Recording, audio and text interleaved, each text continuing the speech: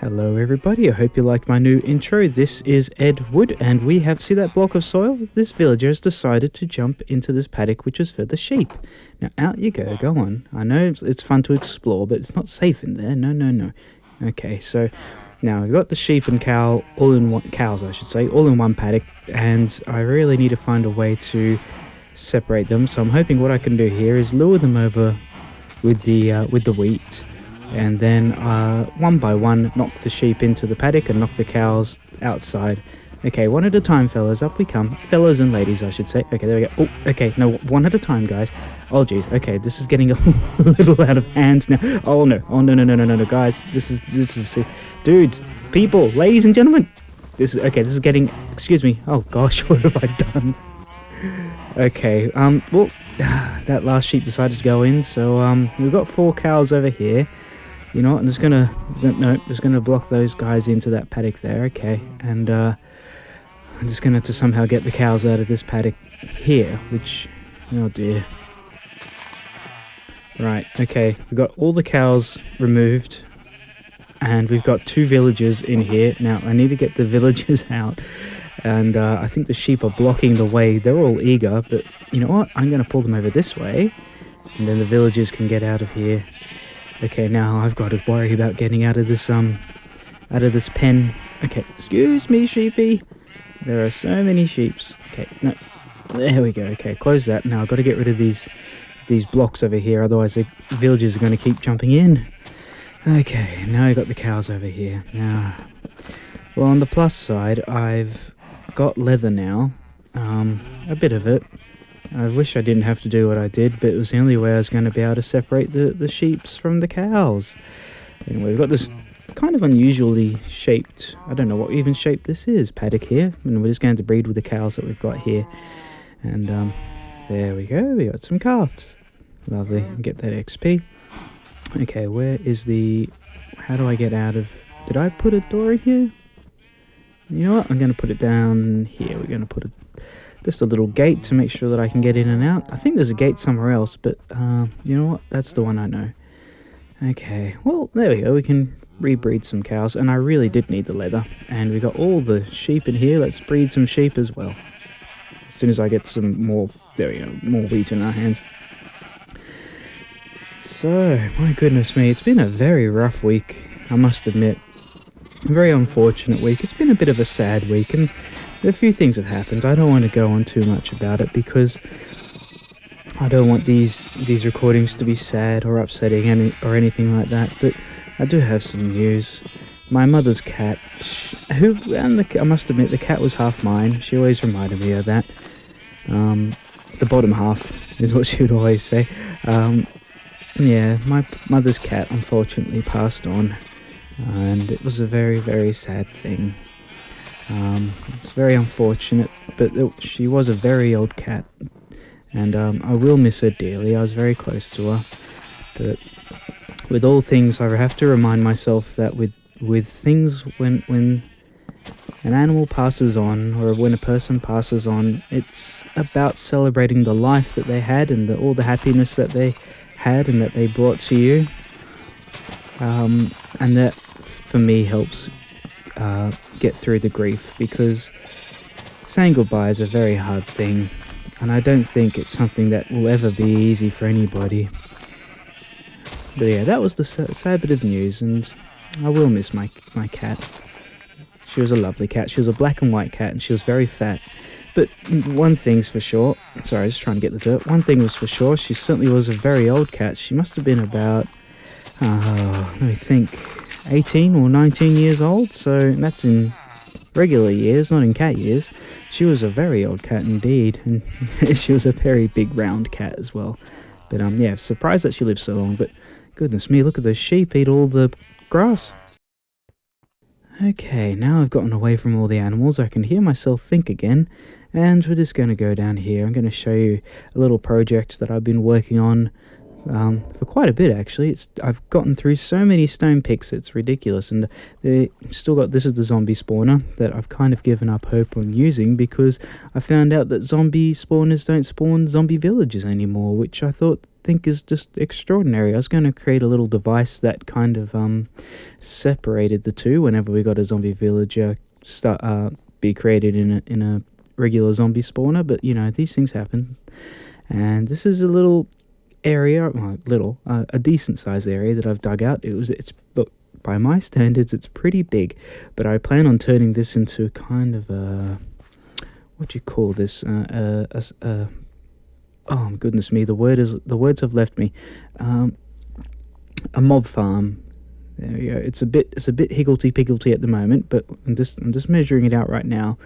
I'm going to do little 3 by 3 pods with little gullies going down in between them, and have a few levels of that. And I'm just measuring up to make sure that I have measured it correctly, though I don't think I have. Right now we're at 32 bricks by 72, sorry, blocks, 32 blocks by 72 blocks, so it's a decent size. I don't know how high up it is. There's one up there. Yeah, I should have counted that, but that's okay. Yeah, so to me, yeah, I've got a lot of cobblestone out of this area, as you could imagine, as well as a few other resources as well, and certainly needed them. Certainly would have liked a lot more coal. I need a lot more coal. I'm just going to dig out this last panel here while I can. I brought a few stone picks. I must admit, I go through quite a few of them though, with each row of these. But I won't make you have to sit through all of this because it has been a very time-consuming thing. So, you know, it's all part of Minecraft, isn't it? And I know people do vast structures underground, and I can only imagine how long it takes, but when you've got a diamond pickaxe and one of those beacons, it's a lot quicker. Okay, so there we go. I dug out most of it, and I was walking around outside, and I came across this bee that had wandered off away from the farm area over here, dripping pollen all over the place. And this certainly isn't the first bee that I've come across out in the wild. Oh, a bit too far. So it seems that bees can sometimes go astray, which is not something I want to keep happening, because then they'll eventually, if it keeps happening, we'll lose all the bees full stop, which is something that would be most unfortunate. But anytime I find a bee, I don't think any mob really attacks them. They just kind of hover around when they get a bit lost. So I don't know if they can, if lack of sleep causes them to act a bit funny or not. But you know, there we go, back home. Wow, it went back into the hive before I even put the flower away. Poor bee must be exhausted. Anyway, so coming out here, there's a little gully area that I plan on going down into in order to get some more coal, because I'm running very low on coal. I just got to make sure I can find the area first. And I think this is it here. Yes, this does look familiar. I think I left a torch around here somewhere. There we go. This looks about right. So, yeah, it's been a bit of a crazy week for me, working very hard, as always, and, you know, I do enjoy working. I look after all different types of people, and I find it a very rewarding job, but it can be very tiring nonetheless. That is for certain. I was thinking of other jobs I would like to be doing with my life, but the job I have right now, which is just looking after old and the disabled, is the job for me. I have spoken to a few people about maybe taking up a counselling role, but I'd have to do a course in order to be able to be a counsellor, which is a lot easier to do. It's a lot easier to be a counsellor than it is to be a psychologist, and I don't think I have the stamina to go back to university again. I have been to university a few different times and got a few different degrees, but nothing that's really of use to me, unfortunately. So it was my fault for not making choices that, in hindsight, the courses I did do weren't the best for me, though at the time I thought it was what I wanted to do. These courses, they really are not, weren't the things for me. It was all to do with the creative arts, and I'll just leave it at that. So yeah, what I would like to do, if I got a second chance, I think, I don't know if everyone would do it, but if you had a second chance to go back to school, start high school again or whatever, what would you like to do? Would you focus on different subjects, or would you still go with the subjects that you chose? Because I really went with the visual arts and the music and the drama and all that kind of stuff, and really it was more of a oh, I thought, there we go, I thought those blocks would update, but it doesn't seem to want. Okay, there we are. They seem to want to update once I remove the torch. There we go, that's where I want to be, down there in the abandoned mine shaft. So yes, if I had another choice to start high school over again, just looking at all the iron and trying to see if there's any coal down there, which I think I did see a little bit. I would probably do subjects not in the arts, but instead, I didn't think the pickaxe could reach over there, and I heard that sneaky little skeleton over there, right next to me, I should say. There we go. Okay, well, I don't need any more bones. I'm fine for bones, thank you. I'm gonna build see if I can, actually, you know what? Let's do it. I'm gonna jump. Okay, here we go. I think I can do it. And, whew, okay, there we go. Wasn't too difficult. Even if I fell, I don't think I would have died falling that far down to the ground. But yes, I would probably focus on science-like subjects. I did go to TAFE, which is kind of like open college. Open college? No, community college. Kind of like community college. It's a place where you can go and study a course after high school, and it's usually not as expensive as university, but it's also university. I mean, to me, my understanding is that the university you go to, there's usually some form of what's the right word? I'm trying to think of a word that doesn't make me sound like I'm trying to be mean to the universities. Prestigiousness towards universities. You want to go to a place that everyone knows and be like, oh, you studied at such and such. I can't think of any universities at the top of my head at the moment, because I'm trying to think of American universities. Oh, Harvard? No, wait. I'm getting very confused here.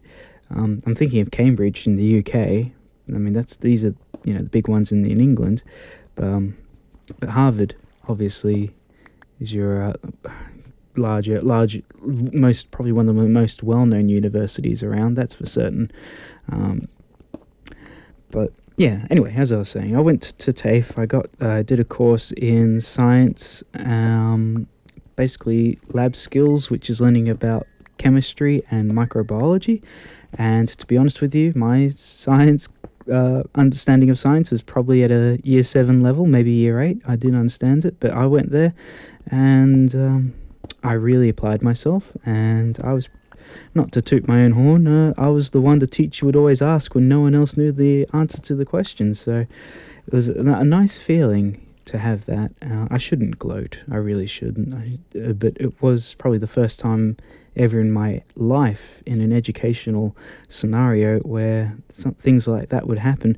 And for our final tests back in TAFE, in the laboratory, there goes my sword.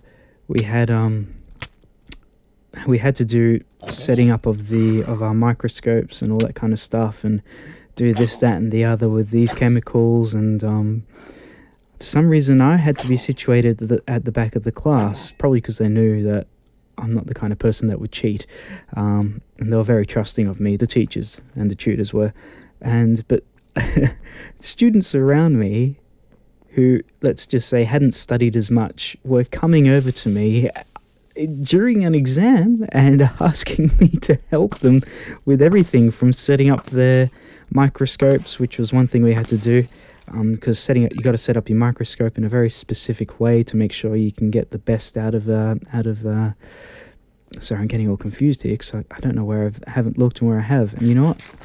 Seeing that, I believe that there is a hidden wall here behind the cobblestone, behind the gravel. But yes, it was a very interesting situation to be having students ask me for help. I'm usually the one asking for help, and whenever I was at high school, because I had no idea what I was doing.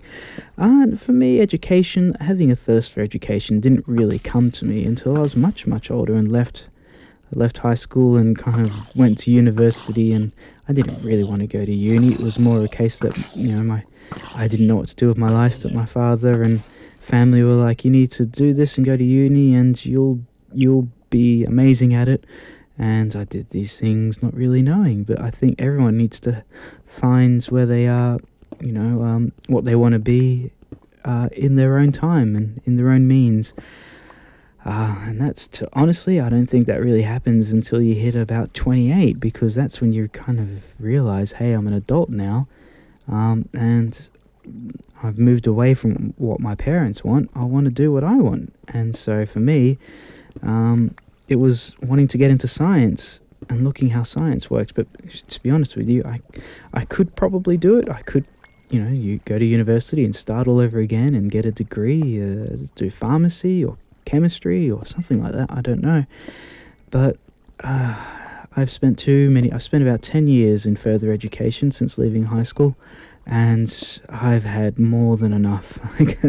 I'm more than happy just doing what I'm doing, and in the future, if I feel like doing it, then going back to university, maybe I will, but everyone's journey is different, and I know people who are in their 60s and are going back to university to study their courses and whatever they want to do, psychology or whatever. One lady, she's in her mid-60s and she's just recently finished her degree in psychology, and it took her a long time to find out that's what she wanted to do. But everyone's journey is different. You can't judge yourself by what other people are doing. If other people are moving up in the career ladder and buying a house and starting a family, these are all things that people my age are worrying about right now. And I keep saying to myself and to my friends, you cannot put that kind of pressure on you, because the moment you do, you're not living your life through what you want to do, you're living your life through someone else's eyes. And the moment... Oh, hello, there's a zombie somewhere around here. The moment you do that, you're not living your life anymore. Goodness me, it sounds like a whole bunch of badness is behind here. I'm just going to see if I can find out what's going on down there. The problem is... Oh, okay, found... That is a baby spider spawner. I do not want to deal with that just yet. But I know that there's a baby spider spawner right there if I ever decide to make that into an XP farm. I doubt I will, though, because baby spiders are notoriously dangerous in this game. Okay, I'm getting all confused again. Okay. Oh, yep, get rid of that. Okay, so this is the bee farm. I fixed it up. I've moved the bee boxes, and as you can see... What are you doing? What are you doing? Close the door! Okay, that blacksmith, or weaponsmith, or whatever he is, has a death wish, because holy cow, what are you doing? Goodness me. I just removed all the bee boxes one by one, and the bees were getting very upset with me. But I've put these little posts up here to hang the bee boxes from, and I've expanded the size of this area here. And there we go. Let's get some bees to kiss each other's noses and to make some baby bees. There we go. And I think 6 is enough bee boxes. What? I think this weaponsmith thinks that this is his house because there's a door on it, but it's really not a house for. Okay, I think we don't have. Oh wait. Okay, you're happy to do the love hearts, but I think that's the only bee here that's currently wanting to do it. Yes. No. Mrs. Weaponsmith person, villager, sorry, but this isn't a home for you. Okay, I've, to make sure that the villagers don't accidentally leave the door open like they just did here. Oh, dearie me, who left the door open? I bet it was that weapons villager. He's probably had a very bad night's sleep, resting on top of all the flowers with the prickly... Actually, I don't think I've got any roses in there, but we're going to put an iron door here. And put down a few buttons. There we go. I hear a zombie around here. What's it? Oh, okay. Zombie must have spawned somewhere around the others. Did you see that? The arrow bounced off of the zombie. Oh, dear me. Goodness gracious. Okay. Oh, yeah. Got a feeling I need to light up the area over there. But it's something to do for another day. I need to light up the water as well with glowstone, which I'm looking forward to. But in the meantime, we need to put a button on the door, and I need to put these flowers down. so that way we can get in and out of here without the fear of villagers leaving the door open. So it seems that I can't put a button on glass. That's okay. I just thought I'd try it on the other side just in case. Not to worry. What I shall do is put a button. I can't put a button there. I need to put it there. There we go. Okay, in and out. Perfect. Lovely. There we are. That's what I like to see. A whole bunch of bees buzzing around in their new bee houses. And that beautiful right there. Them collecting all the pollen and then turning that pollen into food for everybody. Well, for bees, but we eat it as well. And it's very interesting how they do that. But I'll let people, if you want to find out how bees turn pollen into honey, I'll let you do that research yourself. Take care. Thank you for joining me, everyone. Take care of yourselves. Look after each other. Goodbye.